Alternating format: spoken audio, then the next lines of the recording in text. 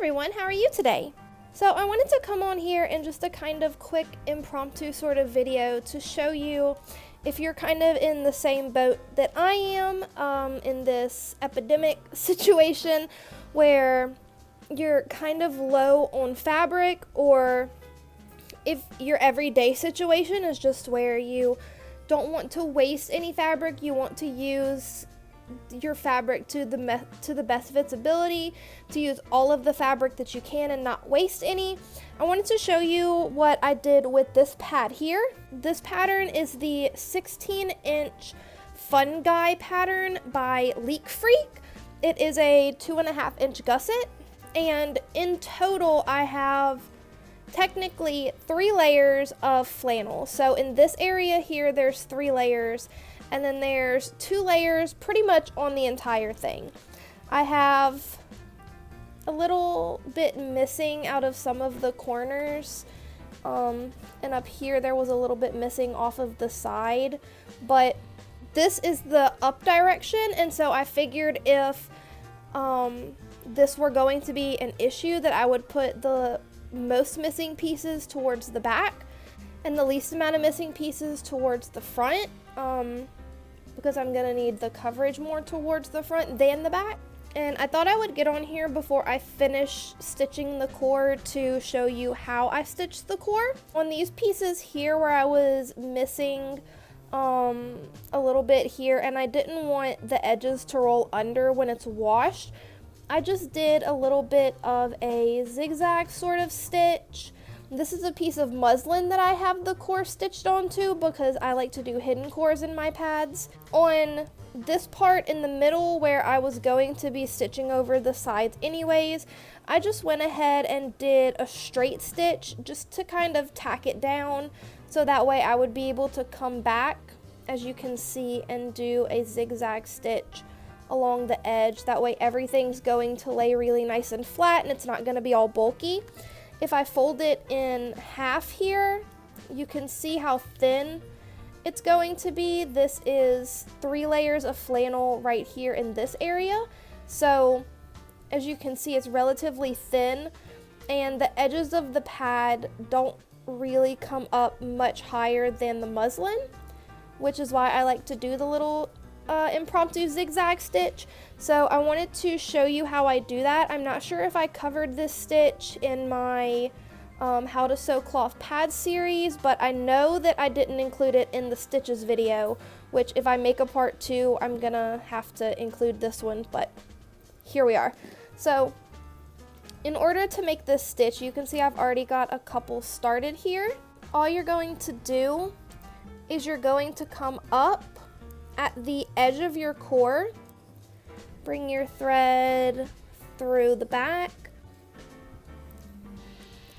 and just pull it through, and then you're going to come up not very far away from your last stitch. I usually say about the length of a grain of rice away, not very far because you want your stitches to be kind of tight, and then you're going to bring your thread up and go back in through your hole from where you initially started in the muslin.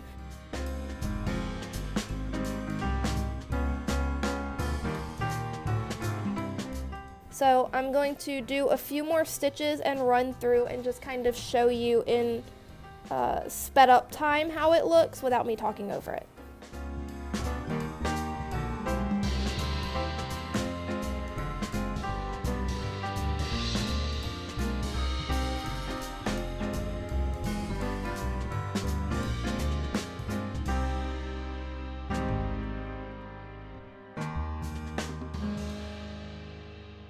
I find that it's really helpful if you have little short pieces like this in the middle here, where you're not going to want it to roll up when you're washing it. You want these edges to lay fairly flat, and you're not going to want them to be, you know, getting bulky and fraying, because of course you're going to be washing your pads a lot. I like to do that stitch there, make it nice and tight so that you're not going to have an issue with that. I like to do this stitch regardless of whether I have little pieces such as this. just because it helps the fabric to lay flat inside of the pad and you can't really feel the edge of the core unless you're trying to feel it. So this is my preferred way to sew cores to begin with, but I thought I would show you if you're like me and you're kind of running low on fabric, since I'm not able to get to the store right now since we're in self-isolation. It's also handy, if you don't want to waste fabrics, if you have little scraps that would fit wherever. And you could most certainly do like more than this. You could put, an extra piece up here and kind of patch them together and make an entire core and not waste anything at all. And that would certainly be an option for you. This is the process that I use to put them together, and I think that that is what works best for me. It lays really flat and you can't really feel where one ends and one begins. In the back here where there's 2 pieces, that's about the size of it. And in the middle here where there's 3 pieces, that's the size of it. So as you can see, it doesn't really make much of a difference when you do it this way because the edges are all kind of pressed down and compressed. You could also, if you have several layers and you think it's a little bulky, just do a couple of running stitches up and down the core to kind of tack them all together and compress them, sort of like quilting them.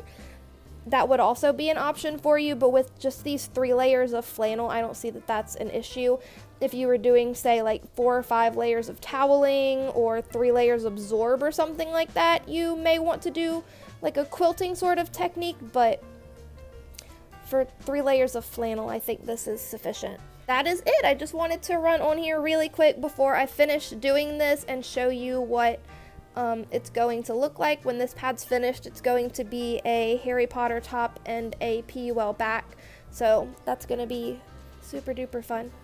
Alright, thank you so much for joining me today. I definitely appreciate it. I hope that you are staying inside and staying safe, and my thoughts are with everyone who is affected by this pandemic, and if you have personally been affected or your family has been affected, I definitely send my thoughts and my sympathies to you in this really horrific and trying time that we're dealing with right now.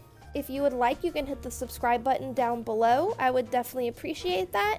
While you're down there, if you want to hit the like button, that helps YouTube to suggest this video to someone who might need it. If you have any questions or anything, go ahead and leave those down in the comments down below and I will get back to you. And as always, you enjoy the rest of your day, okay?